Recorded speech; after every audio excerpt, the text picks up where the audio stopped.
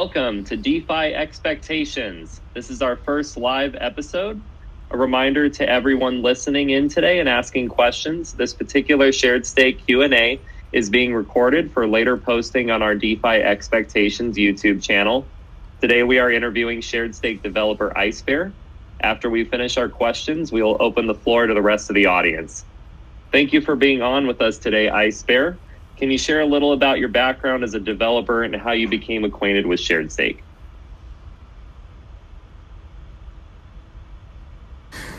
Sure. Actually, I'm a front-end developer and I have a background of data science. After learning front-end like 3 years ago, I started experimenting in a blockchain. I was always a long-term holder of Bitcoin and Ethereum, and I was investing a lot in this in my time in these communities and trying to learn everything.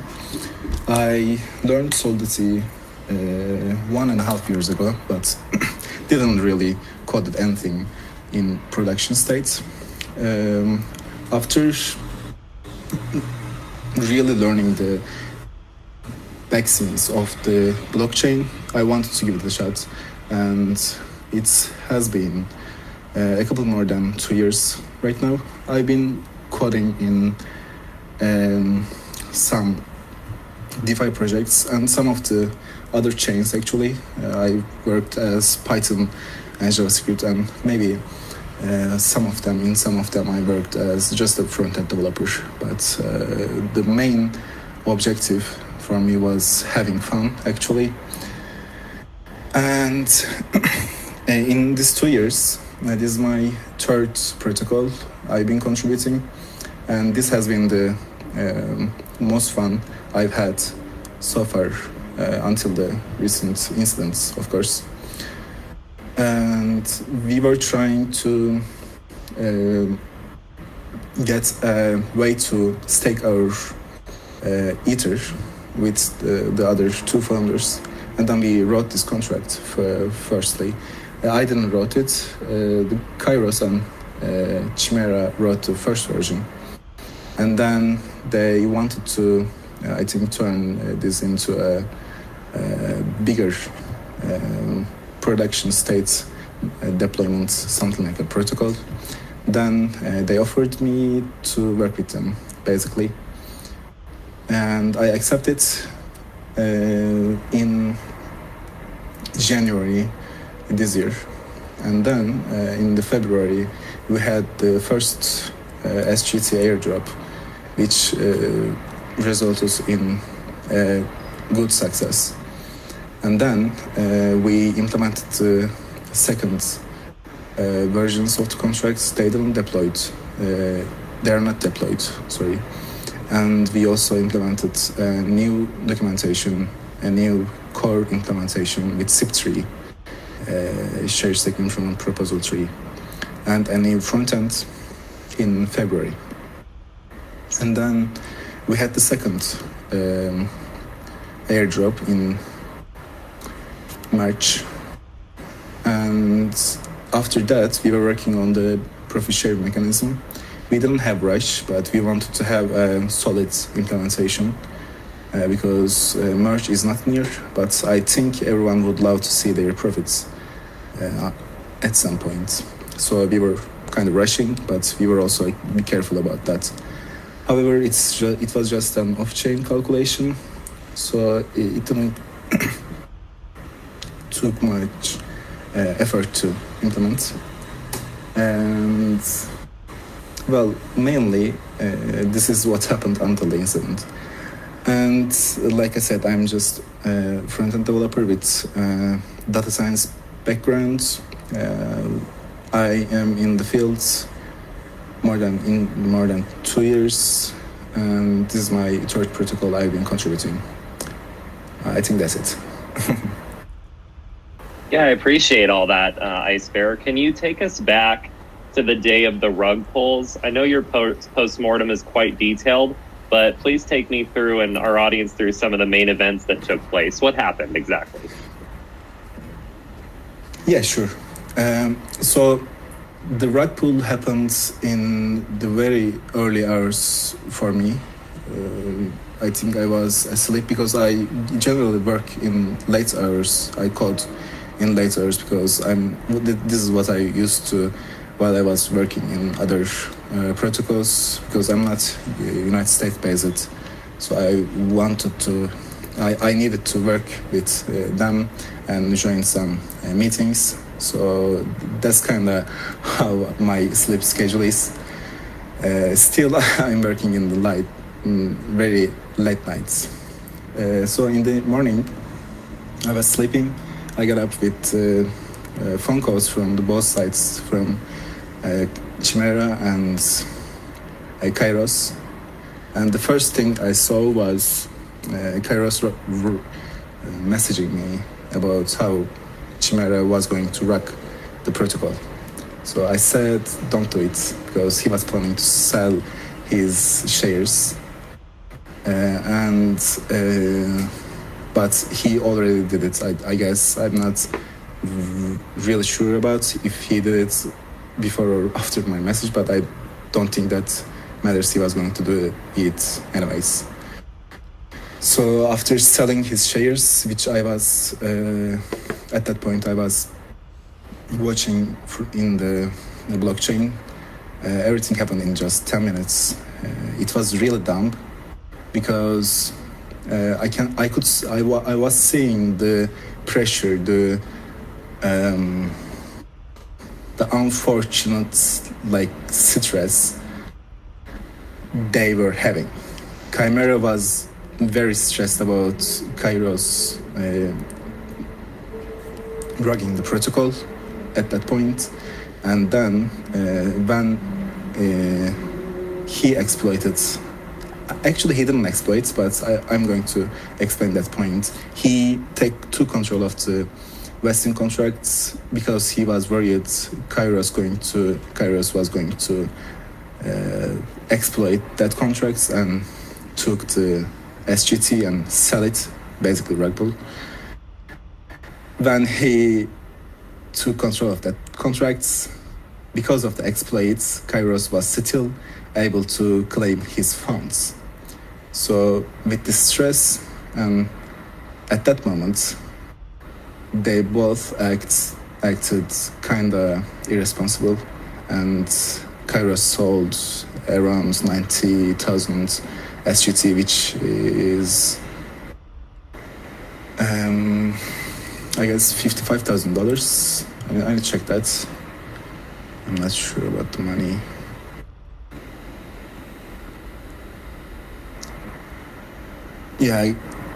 Yeah. Then he sold 10,000 more from his personal tokens, and it resulted in total around 90,000. After that point, Chimera was really stressed, and he didn't want Kairos to get more money because he didn't trust him, obviously, with obvious reasons. And Chimera started selling millions of SGT to the V2 pool, securing some of the funds, around 100 V2, which is sent back to the multisig right now. And at that point, everything was stopped. I called. All of this happened in just 10 minutes. I called both of them. I talked with them, and I wanted them to walk back the rug pool, because even though the token price was going to be obvious and the rug was going to be obvious, we could just leave that, leave the remaining parts of the SGT to the imagination of the liquidity providers, and we wouldn't harm them more. And I think DeFi Fry posted an announcement in the Discord channel. Then the price was around 4 cents. In the beginning of the day, it was around $2. I also called both of them with a group call, and both one requested the other party to send the tokens back first. So it didn't work as well. At that point, I was kind of scared about this was being a two-man's shop. So as you can see, I don't have control much in the funds, but I could see that they had some kind of control at least. So I tried to gather with the core team, the remaining people, DeFi Fry Cryptopher Robin and Xstone, which were also helping the community to understand and explain what is happening actually. So we started to work on a solution in case both of the parties were accused and were responsible about the incidents. Well, after that morning, I got some sleep around 2 hours and got up, had some phone calls with my friends, and actually I'm not that social in my personal life, but I have a lot of friends in DeFi community, so I'm glad I have them. They helped me to decide what to do about them and about money. And 2 days after that day, Chimera returned the funds, and we also had a lot of phone calls with Chimera, which actually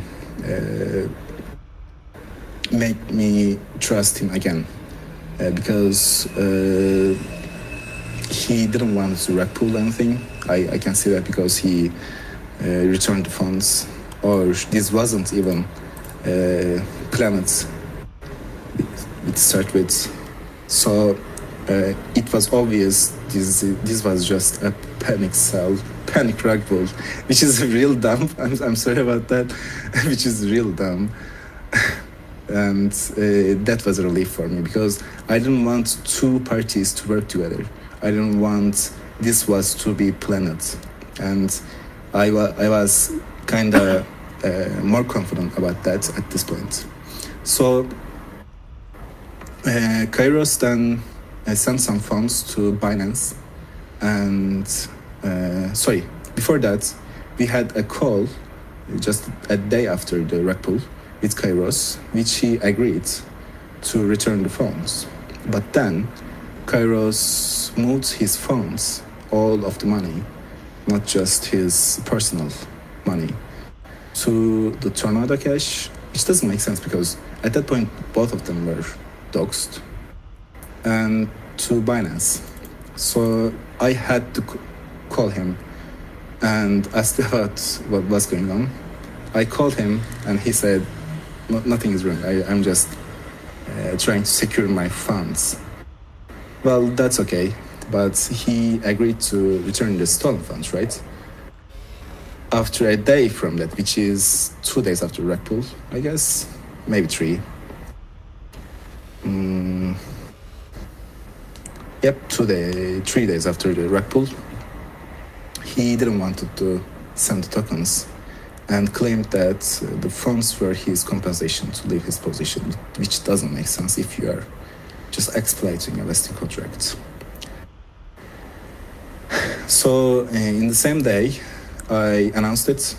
We kicked him from our Discord channel because he was manipulating people while he was keeping their money, which was kind of sick.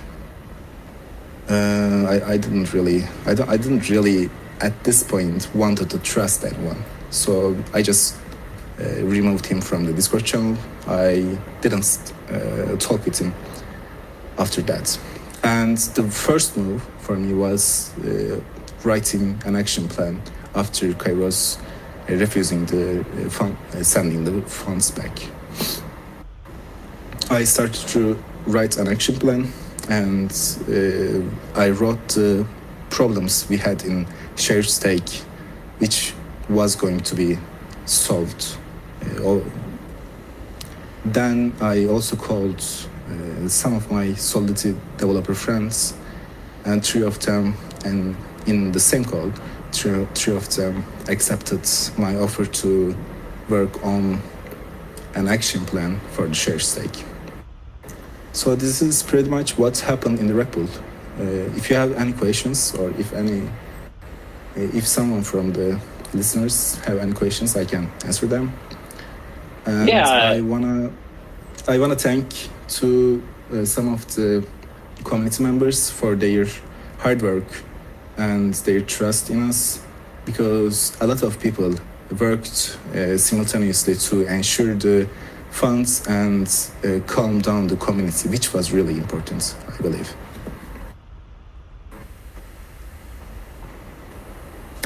That's it. Well, thank you for sharing all that, IceBear. I especially appreciate you being so detailed with everything that happened. So just for clarity to everyone listening, what are Chimera and Kairos' roles now with SGT, or do they have any roles with the project ongoing? Okay, so right now, no one has any executive roles in the protocol. The multi-sig owners have the executive roles, and all of them are known and trusted by the community, which is a good sign for us, because they stepped up and wanted to help to us.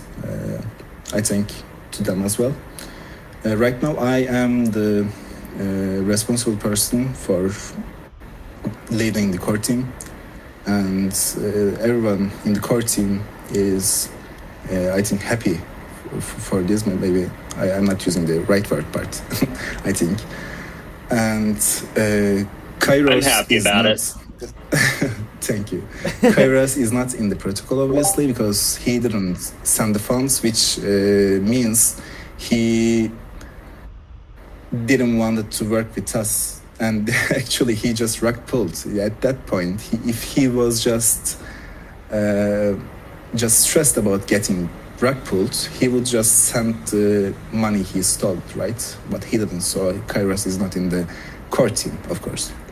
Chimera, for the SharedStake version 1, Chimera has the keys of V2 funds, which is really important, because that's one of the most security flows that SharedStake had. I guess one person having the keys and managing the validators. So Chimera will be the key owner for the SharedStake funds, and he will also be working cooperatively with the core team.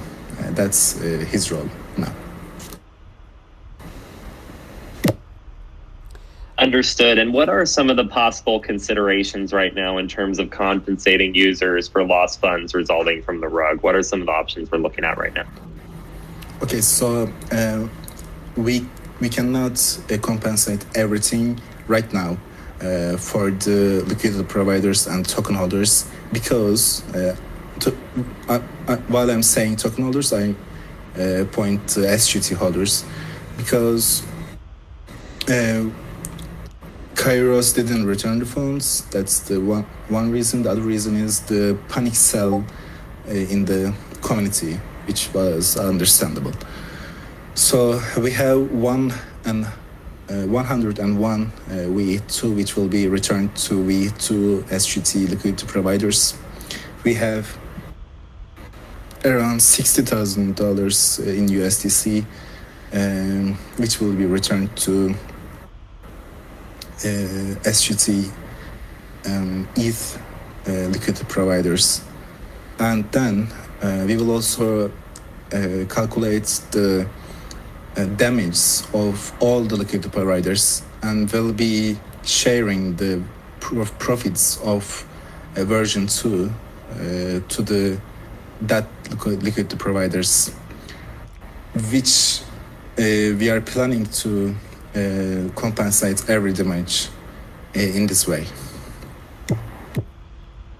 I've got a quick question. So, when Fry and I first came on, there was a fourth developer who was, I think, in the process of leaving and heading over to, was it Omega, if I remember correctly, or something like that. He was heading over to a different protocol that he was working on.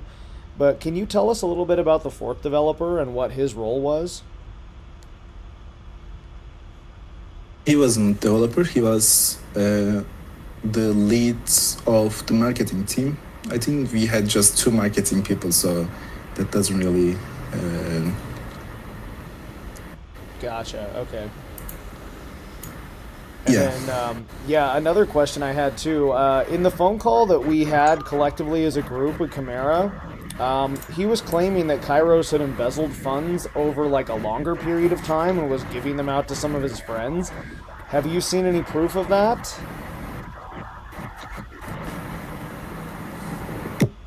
Can you repeat the question? So when we had our community call with Chimera to interview him about what had happened, he was claiming that Kairos had also embezzled funds over time and was giving them out to people and possibly holding on to them for himself.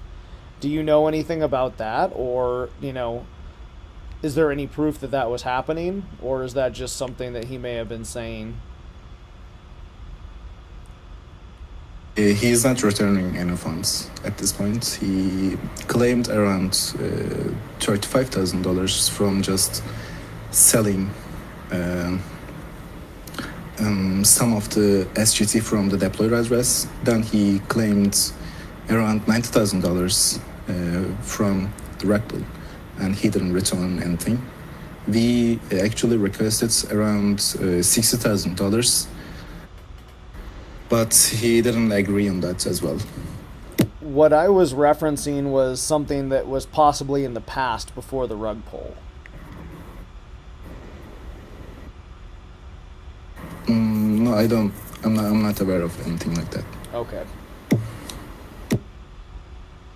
So I had another question, or one final question, IceBear. So you mentioned that you're basically taking lead over the project at this point from a development standpoint. However, basically whatever comes from this point, I can kind of tell you're saying that it's going to be more than just a fork. It's not going to be a copied project. There's going to actually be some things about the new project that are going to actually be better and be more secure. One thing I can speak to specifically is a partnership we will have with this project for Cover Protocol, meaning that we will have DeFi insurance built right into the protocol at launch, meaning that with DeFi coverage, some of the people who are affected by this rug pull could have actually been potentially protected. Is there anything else you can share about this project, or anything else you just want to send home about how it's going to be more secure, how it's going to be better, just things that we can do differently next time? I think listeners, I think I can share some alpha with the listeners of this call. So basically, let's talk about what we have done wrong in the SharedStake. We didn't secure the keys. We just gave them to one people. I didn't give, but he had the keys because he was the position in the governor, I can say, I guess, in the protocol. So that was his job. This was wrong. We didn't act quickly when we realized that there's an exploit in the 4 million SGT locking contract. That was a problem. We didn't have, we were all anonymous, and that was, I think that was giving some kind of confidence to when he wrecked the protocol, he doxed, and he was really stressed about it when he doxed. But if his identity was known before the rug pull, it wouldn't happen, I believe. So we are not going to give any executive roles to any anonymous person at this point. In the multisig, we will just have one a core team representative, and he will just be responsible about creating some of the transactions, not approving them. So that was a problem. And how we are going to solve these problems? So first of all, we are going to have cover insurance just in the beginning of the protocol, just in the launch. And then the protocol is designed in a way that it will be working in a decentralized manner, right? Which is, I think, which can be really confusing about ETH2 staking platforms, but I can say that this protocol will not be an ETH2 staking protocol. It will be an ETH2 staking aggregator. I don't know how to really explain that, but it will be an ETH2 staking protocol in a decentralized manner. You will not trust us. You will not hold the keys. It will be custodial, but you will trust someone that you can be sure about the security of the keys and the funds. And also you can trust multiple persons, or you can just trust one person. It doesn't really matter. Your profits are going to be the same if the trusted person that you choose doesn't do any harm. And then we will have some multisig that contains the trusted people. And I don't want to comment about what the trusted people really means, but we will be explaining this with an announcement next week, I guess, when I finish the developer guide and the user guide. And right now, it seems really feasible and implementable to have a plan like this, but the new version of the protocol will not be the same, will not be something like SharedStake or, let's say, any other staking platform. It will be really like, it will not rely on trust. It will not rely on trust for the new protocol, the rebranded version.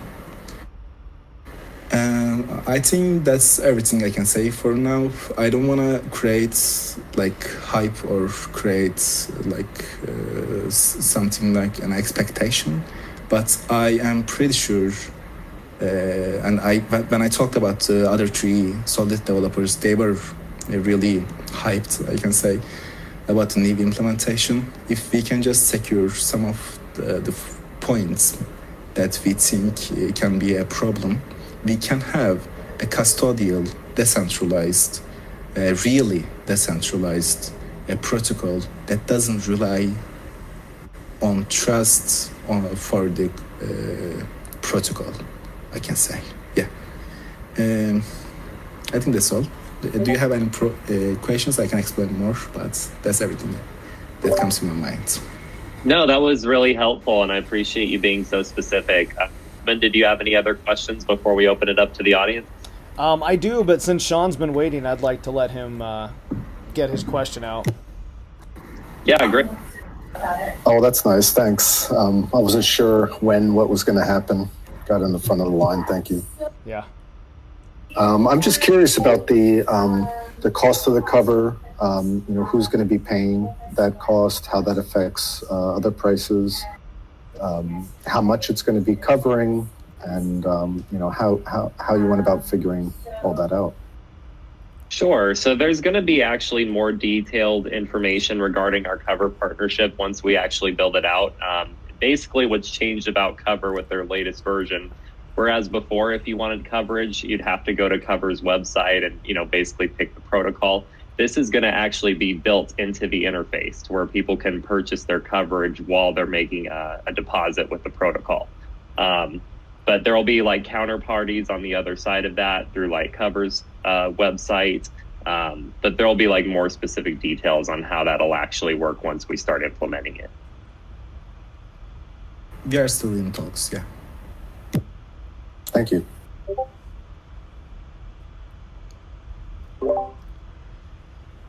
So I had another question real quick, IceBear. Can you tell us a little bit about like how tokens were originally allocated? I believe there's 10 million that were originally created or that were going to be minted. You said 4 million were part of the exploit, I guess, that Chimera pulled from. I believe there was 150,000 basically in public circulation at the time. So where were the others at the time, and what was like kind of the allocation of those and the plan for those release-wise?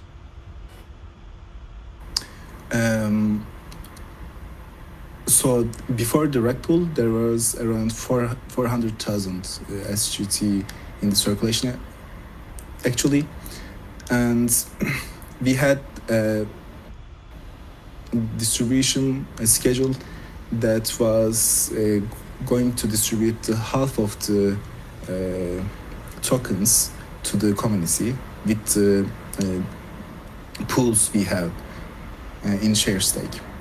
And the 15% of the tokens were allocated to the founders, and I think 25% of the tokens were allocated to the SharedStake Foundation, and 10% of the tokens allocated to the development costs. But from development costs, we didn't really spend anything.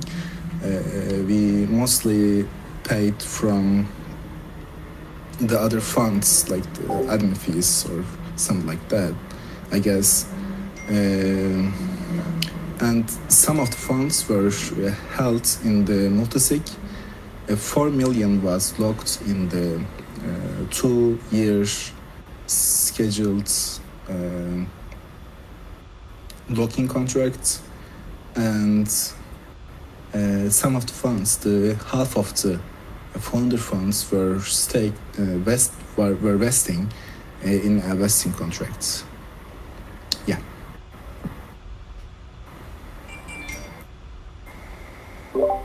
Sam, did you want to go ahead and ask a question real quick? Sure. Hi, I was wondering, I mean, we're told that Kairos was doxxed. What's being done to go after him? Because, Tornado is not a impediment towards real courts from requiring people to return money, or real prosecutors going after people who steal six-figure sums of money.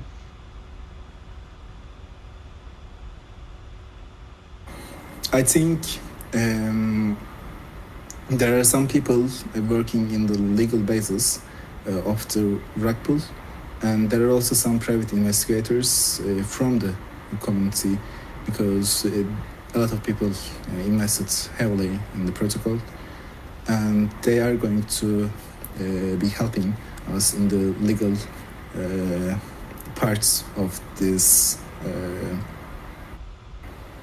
incident. Also, we are going to be taking all the legal paths once we implement our action plan, and we can afford all the required costs for that.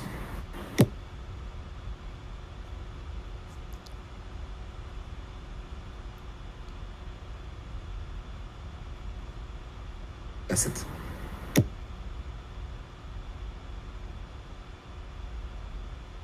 Super. Glad to hear you guys are chasing him. Hope we can catch.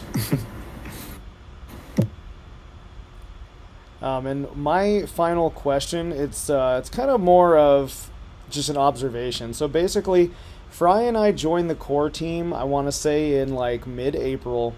And during that time, we were brought on as marketing, but one of the things that we spent a lot of time doing was kind of organizing and reorganizing. And I feel like there was a lot of information that was really hard to extract from various people. A lot of the time, one of us would be trying to get some kind of information or possibly passwords or something like that to start working on certain things. And it was kind of like, oh, talk to this person, talk to that person. And I kind of feel like this possibly has to do with, the keys being exposed,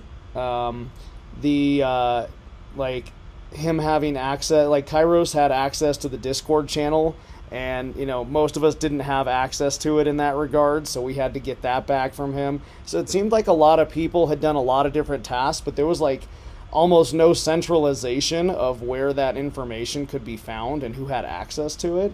So one of the things that I think is really important is to make sure that doesn't happen moving forward. So what are some of the things that we are going to do collectively as a team? And I guess Fry, feel free to answer this as well, because I think all three of us can answer to this. But what are we going to do collectively as a team moving forward to make sure that things are more streamlined and that everyone is accountable for what they're doing and what they've created?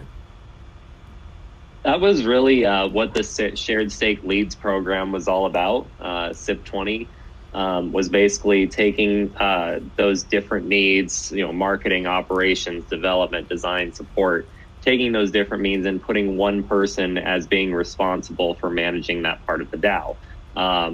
And of course, working with other members of the DeFi community as well to make things happen. So I'd say that since we discovered these things were necessary with SharedStake and we're just about to implement them, I feel like we're even more prepared to get this started with a different protocol and a new name and a rebrand, because we just have all this information now and all this organization that we didn't have before. I mean, the team who's leading this in the future are basically the people who worked the hardest on SharedStake, but also weren't responsible for rugging it.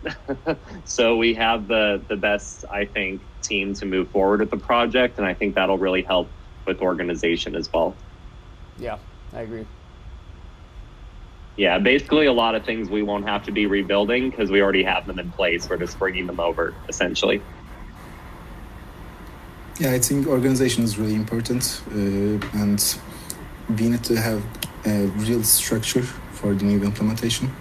I think in this time we are going to be making things right because we are working really hard on it, and everyone is really cooperating and working together to make things right.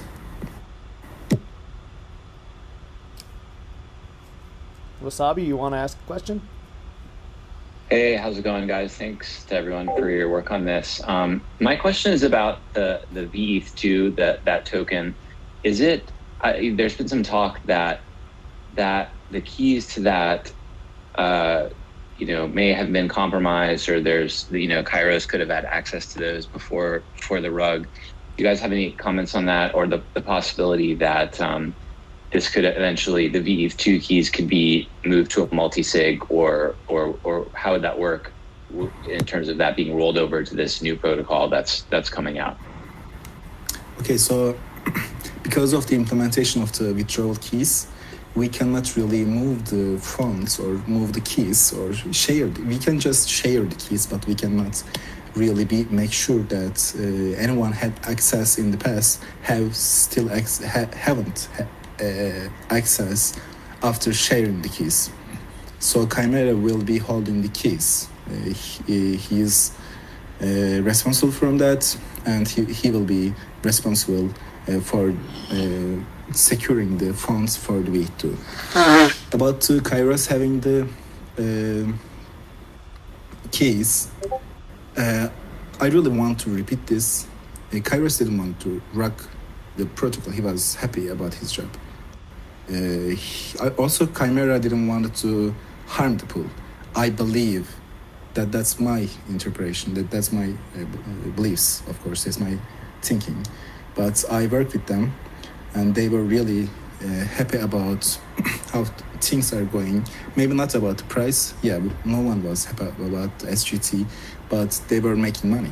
They were going to make more money if they just wait and don't do anything. They would be making lots of money. So the intent wasn't really rug. It was just securing the funds in the beginning, in the first few seconds. And with this reasoning, I can say that Kairos wasn't really aware. Actually, wasn't really aware. He had access to keys because of the GCP password. He also wasn't trying to stall that funds or these funds. He just didn't want it to crash under the rug pull when he thought Chimera was going to rug pull. And the same situation as it counts for Chimera too. So understanding this, maybe you don't believe me, maybe things doesn't work like this, but this is my understanding of the situation. And because of that, I also checked the GCP login logs. He didn't log in from his location, and most of the locations were Chimera's locations, Chimera's account, let's say. So I can say that there's a little chance when we think about this, there's a little chance of that happening. But mostly, Chimera has the keys and he's securing them. But this is not enough. I need to say that this is not enough for $30 million, like $30 million dollars, right? We are going to talk with Chimera about this in a call this week. He wasn't available for a couple of days in the beginning of this week, but we will be having a call to discuss what would be the next steps to secure the funds further. There are some possibilities. So the first possibility is implementing ETH2 rotation, ETH2 key rotation, and that was required and a change in the ETH2 ecosystem. That's not really possible. That doesn't seem feasible to move as a plan, but that is possible. I'm sorry about that. That doesn't really sound like a good plan, but that is possible. Secondly, we will be having some implementations in the merge that gives us some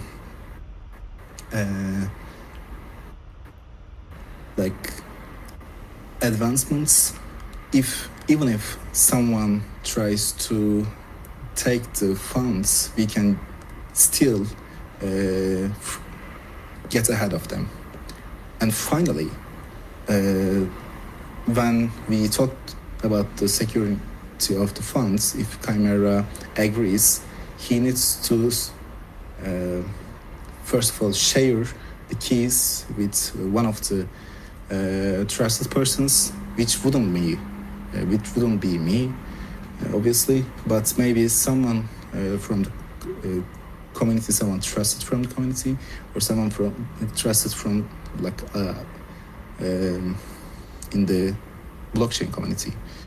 And we will also request him to be present in the time of merge to ensure that there's no possibility of keys being lost or stolen by him too. I know that's not really a good scenario, but with the implementation of ETH2, with the state of ETH2, that's the best thing we can do. Finally, I also want to add something. The new protocol, after some time, the new protocol can kind of take the funds, take the keys from the V2 key owners. That would be kind of different implementation, kind of get around. That would also require a lot of approval because we are not going to be the executive people in the new protocol, but the multisig and the community should approve that decision if that's a possibility. But I'm not sure about this as it will require a lot of approvals. So I had a little bit more to ask. So right now, if you could describe what Chimera's role is in the protocol, does he have anything to do with what's going on at this point, or is he pretty much just sitting on the sidelines? And does he want to? Does he have a desire to kind of go forward with this, or is he pretty much just stepping to the side and letting everyone kind of do their thing at this point?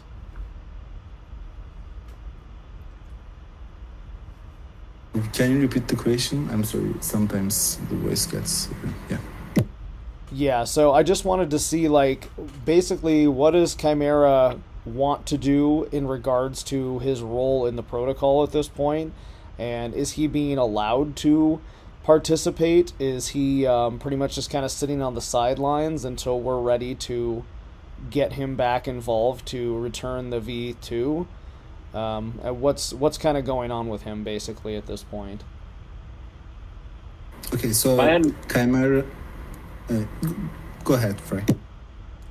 Oh no, I was just gonna say my understanding is he just needed for securing the V2, right? Because once we launch the other protocol, those funds that were being deposited into, V2 or whatever the token is like at that point, he wouldn't still have the same access because he would just be managing the original V2. Is that correct, IceBear, or is there anything you care to add? I think that was the idea of the core team.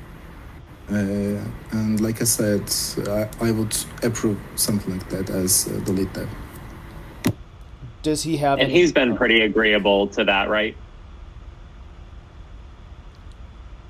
Yeah, I believe so.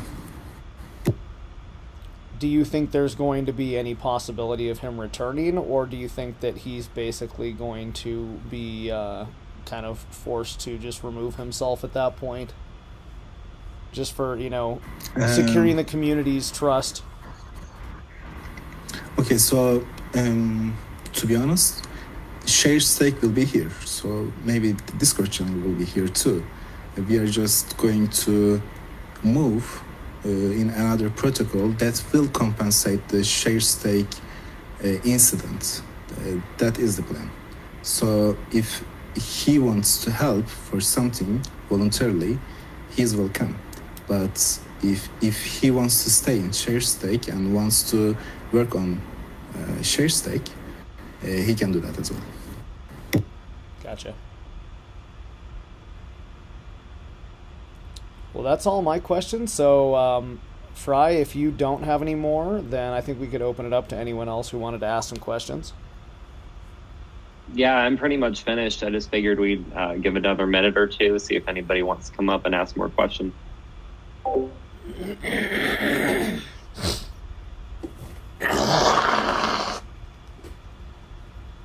Anybody who wants to speak, just raise your hand and I'll invite you up.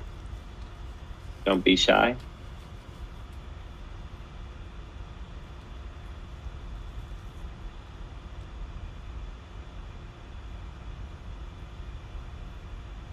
Hey guys, can you hear me? Barely. Oh, okay. There we go. Thanks for doing this. I hope you can hear me better now. Yeah, much better. Okay, great. So one question I had, you mentioned getting involved with Cover Protocol to provide coverage.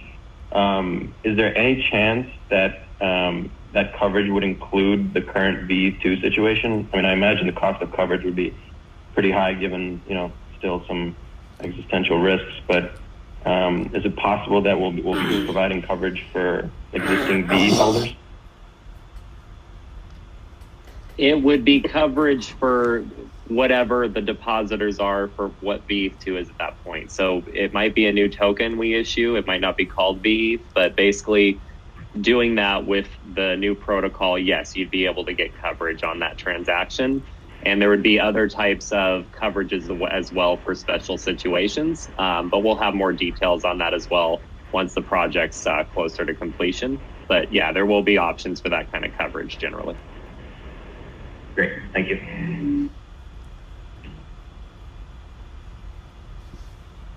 I'm not sure who is next, but I'll just go ahead and say Steamboat next, and then we'll do the cat last. Hey guys, sorry, I've DM'd a few of you guys. I'm really, I would say, a crypto noob. Just trying to figure things out in this space, and I apologize for the novice question, but I think at a high basic level, I'm trying to understand if I'm holding V2 right now, what should it are the funds safe, and what should I do? Should I just wait until the merge, or is there something more beneficial to do? I know it's perhaps too prescriptive of a question, but I'm trying to understand the space and figure out what's going on with the significant amount of funds that I have at risk, and would love a little more guidance / reassurance. First of all, Steamboat, I'm really sorry about this instance. I'm really sorry I didn't took the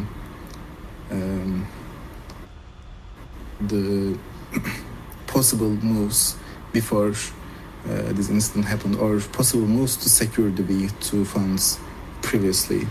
If I was aware, I would really try to push to make them implement it. I'm really sorry about this happened. Secondly, I think the best thing to do right now would keep your V2 until the merge, and in the meantime, join in our community calls and listen to the updates. If we have a plan or something like compensation plan or something like adoption in the new protocol, we will be announcing it to community, so you can always get updates and move your funds with the insight of updates. But for right now, Chimera is a trusted key owner, and Kairos is possibly like the with a little risk has the keys, and I don't believe he is. So there's a little risk, but I don't think there's something to worry about. That's my honest opinion. Got it. So sorry to go ahead. Sorry. No, go ahead. Go ahead and finish. I was just going to follow up with one of the things that made SGT special was the ability to withdraw your V2 and convert it back to wrapped Ethereum. And unfortunately, the peg was off significantly for a long period of time, about 10 to 15%. And I think one day I saw DeFi Fry's Twitter saying, hey, it's back to 1%. And, I had the need to get it out at that time, but I was like, okay, let me just wait, and now I regret it. But is there a plan, I guess, will the peg eventually reform, or is this just, hey, we have to wait for the merge, and then you'll get your ETH too? I know it's simple question, but yeah. Sorry. No, unfortunately, it would be something you'd have to wait until the merge. And don't get me wrong, I mean, this is something that everybody has their own idea of what risk is. And for some people, it might make most sense for them to swap out their V2 and just take the loss because they don't want to deal with it, To be frank and transparent, I swapped my V2 out because I didn't trust Chimera when I heard what had happened. But if I was still in at this point, given how much you'd lost or how much you're down if you were to swap out at this point, it might be worth just waiting until the merge and then being able to pull it out one for one. But again, if you feel really uncomfortable with Chimera having some kind of access to the keys during that period of time, then maybe, there's something else you'd want to do with the funds. It's really just up to the individual to make that choice. But if you're in at this point, I'd say probably wait till the merge. Yeah, I mean, it really depends on how much you have in there and, what you can risk losing. Same with Fry. As soon as I had found out what was going on, that, two of the developers were rug pulling, that was not a risk I was willing to take. And, I lost a decent amount on that personally. Same thing at this point. It's still a little up in the air whether or not, I would have done that again with, seeing where we are right now.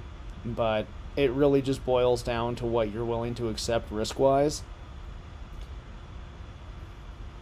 No, yeah, that's really helpful, because I don't know if the peg is like 50-60% off plus 20% slippage would essentially get me nothing right now. So Yeah. I think it's almost have faith in IceBear. That's my new motto that I'm putting up everywhere in my now shack that I live in. So thanks. I'm just kidding. But I appreciate the answers. Just sleeping under the bridge, hoping it all like works out. Yeah. All right. I'll hold on tight. Thank you. Appreciate it. Why don't we go ahead and move on to, I don't know if that's Zybra, the cat. If you want to go ahead and ask your question next. Thank you. So it's Zebra. Can everybody hear me okay? Thanks. Yeah. My question is, as a community member, what can I or we do during this transition to support the project? I love hearing that. We still are building the brand out. And so I would say to follow either IceBear or myself or Cryptopher Robin on Twitter, and we'll be giving you guys more updates as it comes out. But also, we do plan to make an announcement here on the SharedStake server once that new Discord has been created and we really start pumping the project. So yeah, just keep an eye on our Twitters, keep an eye on the Discord, and we will let you know as soon as there's something to start promoting, because we'll definitely need help from our community for sure. Really appreciate that too. Thank you guys for everything you're doing. Thanks for the questions. Appreciate it. I think we're on YOLO G now.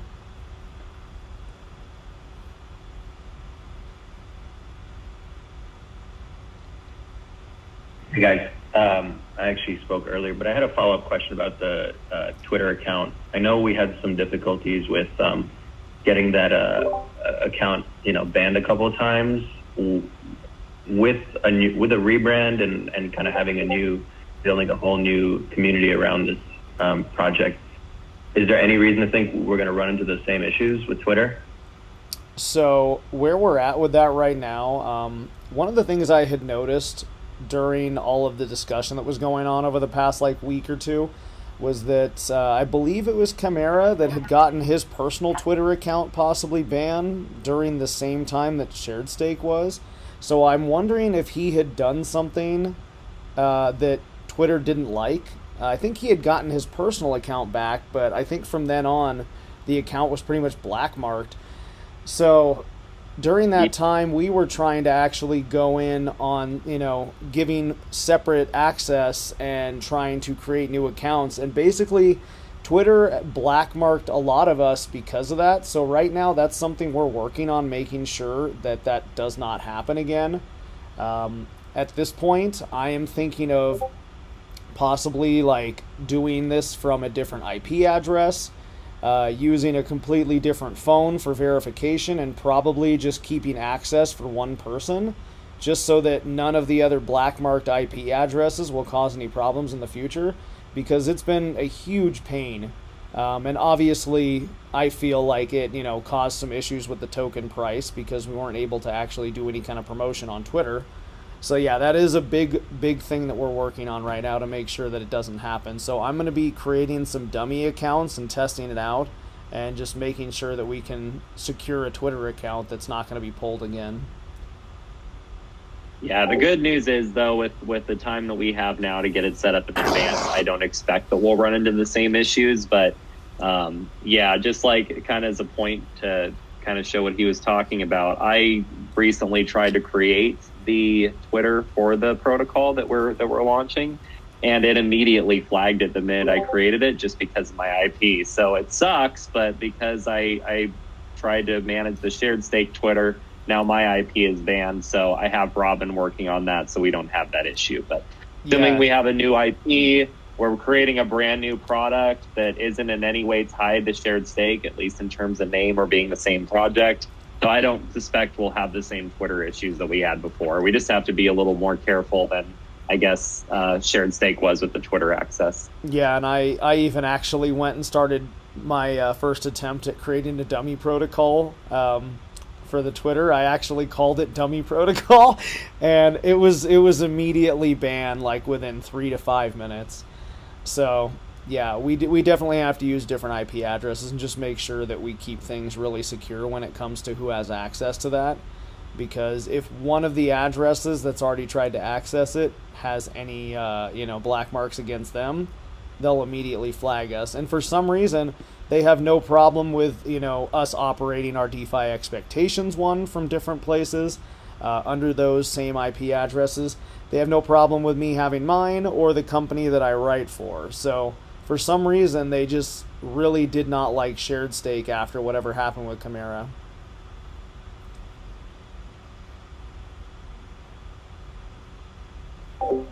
So who did we have next? I think Sean and Wasabi. You guys both came in about the same time. Yeah, Sean's next, I believe. Yeah, I'm just making another round. I was listening to other people's questions about the protocol, and it brought up other thoughts about like, will there be a claims process? I already asked about the cost of it, and I think that is in the works to be determined. But when you start thinking about a claims process, you start thinking about what are the criteria under which you would be paid back, and what does that process look like? And then another gentleman, I think it was a man, was talking about helping. And so then I started thinking like, well, it'd be interesting to understand other issues that might result in a rug pull. And so would there perhaps be a group of people that would be interested in, doing this on behalf of SharedStake or with SharedStake, or I'm sure there's a lot of people interested in protecting against rug pulls. And so I guess it's just a general question going on about cover again, and when you get paid out and if we can support it in some way, specifically the cover process.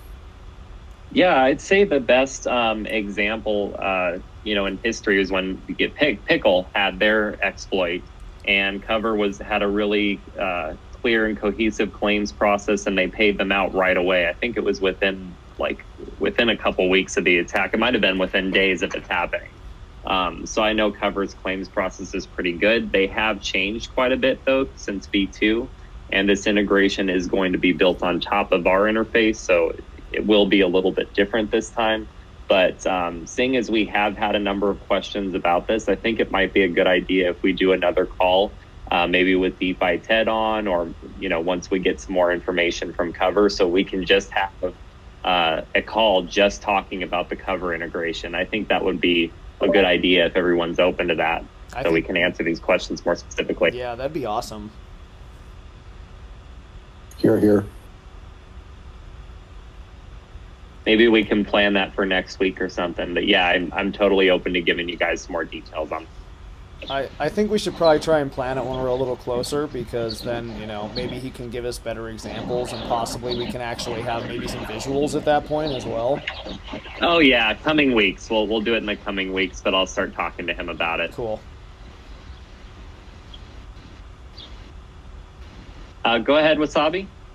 Hey, one more question. So there's been some talk that the core ETH team who are doing ETH2 could maybe implementing some kind of feature that would allow the ETH2 keys to be transferred securely to some kind of multi-sig. Do you see how optimistic are you about that? And do you see any role for community to jump in the ETH communities and try to advocate for that getting built? Actually, there wasn't really much of an update on that issue in later times, but there is an issue open for that in the GitHub, and there's also some ideas in the community. So I will be getting in touch with some of the ETH2 developers, and I will try to understand how possible to implement something like that. If it is possible, and if it is feasible for the decentralized way of building ETH2, we will push it as the core team, and we will try to make it happen as much as it is possible. So I would say that's not really possible because while there are some problems there was some problems about other protocols or other people depositing, the decentralized way doesn't really support individual solutions. It just supports the basis of the security. So I would say it is possible, but I cannot comment on how possible that is. Yeah, and Wasabi, I just wanted to say, I remember you mentioning that in the recording that you guys did for the community, and I really enjoyed that. So it was nice to hear from the community on like a little recording about everything that they were going through. So I appreciate you doing that too.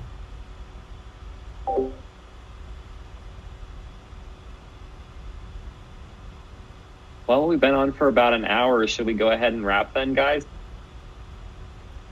Yeah, unless anyone has any other questions, I think that's about all I've got. IceBear, you got anything else to kind of close with?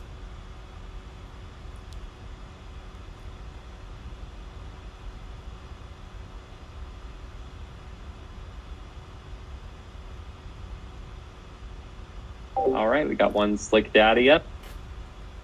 Hey, thanks for having this call, guys. Just one quick thing, and I kind of mentioned it in the Discord, and IceBear got back to me on it. And you guys kind of touched on it earlier. Just getting, I don't know, kind of a more formatted way of like updating the community on like what's going on in the background. If there's some way where that can be like, public facing, so we have like deadlines that we can like look forward to instead of having to always just, kind of fish the Discord and look for announcements. Like if we kind of had timelines to look forward to or think about, and not that they always have to be held, but just something that kind of keeps things a little bit more organized. Similar to what you guys said about people establishing their roles and the tasks that they complete. But I know everything can't be shared, but it'd be cool if the community could see something like that. First of all, I completely agree with you, and that is something that's been missing from our marketing strategy for a while. And it was actually something we were planning to do. I think it was the actual week that the rug pull happened. We were planning on doing a community calendar. And kind of now, I'd say the hardest part about trying to do that, create timelines and connect with the community, is technically now we're talking about a brand new protocol, right? That's going to be in a separate Discord channel. And so technically SharedStake, being with Chimera still managing the VE2 keys, it's just kind of this situation where we're trying to walk away from it and create our own brand at the same time. So it's probably going to continue to be messy for at least a few weeks. But I do hear you 100%. I do think that is something that's direly missing. And after things get a little bit more together with the new project, we get something a little bit more solid. I can see us moving on to our own Discord, having a community calendar, and being a lot more organized with our presentation of the facts and so forth. So that will be something we focus on more in the near future. Absolutely. Thanks, guys.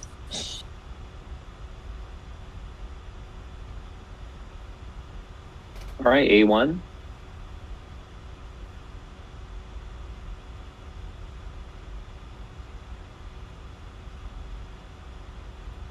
Did you have a question, A1?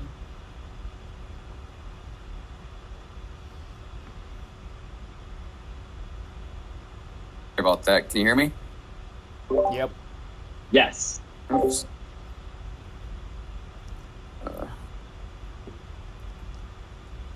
I'm having a hard time hearing you guys. Can you hear me all right? I can hear you, yes. Yeah, I can hear you just fine. Yes. All right. I joined the call a little bit late, so I missed the first 20 minutes, but just curious about I know I've seen some stuff mentioned about the compensation for the LP holders, and just just wanted to see what the plans were for that, and if SGT was also included in that move over to the new protocol.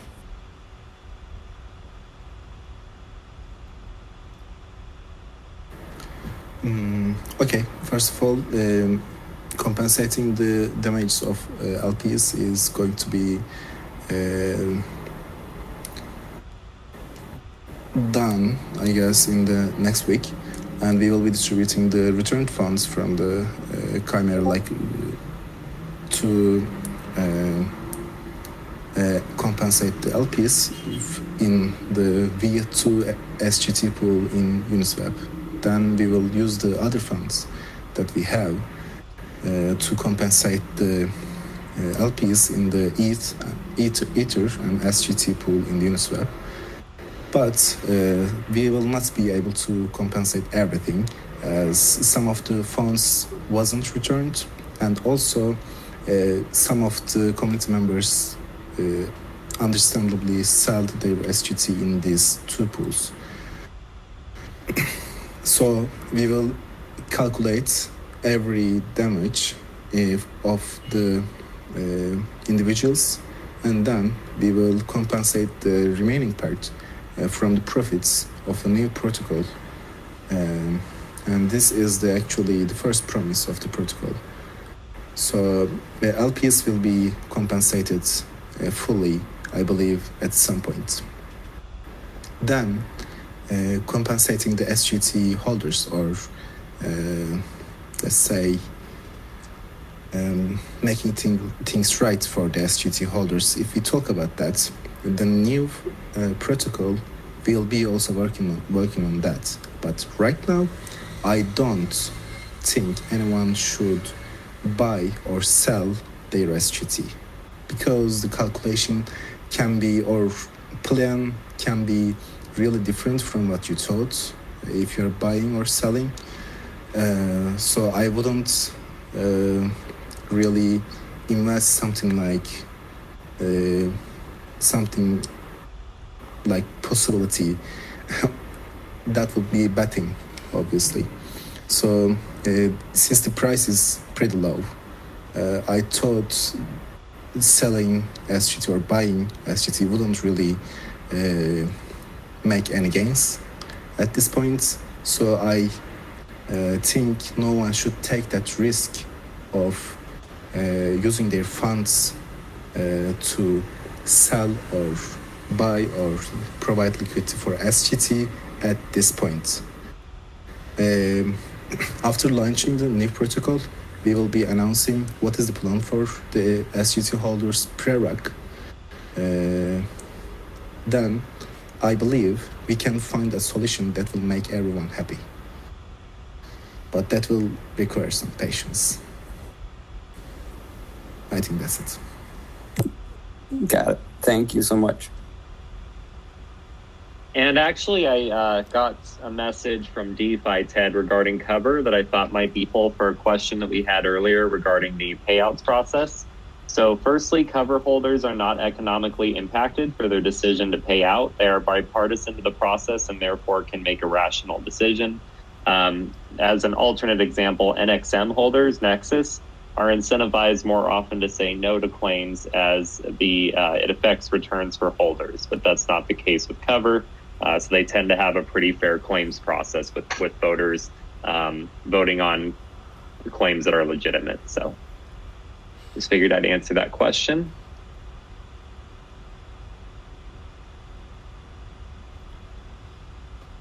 But I think that's it, guys. I think we should go ahead and wrap. We're about hour 15 in, and I think we got a lot of good information. So, yeah, thank you for being on today, IceBear. Appreciate it. Yeah, thank you very much. And for anyone else who's in here, or anyone else that you might want to share this with, we'll probably have this episode posted on the DeFi Expectations YouTube channel, I would think within the next day. So once we get it there, feel free, if you missed anything, to go check it out, or share it with anyone else. We'll have it posted in this Discord and the community Discord. And yeah, thank you all for attending and asking your questions. Really appreciate your time too. Thank you, everyone. Awesome. Take care, guys. Have a good one. Have a great day, everybody. See you later.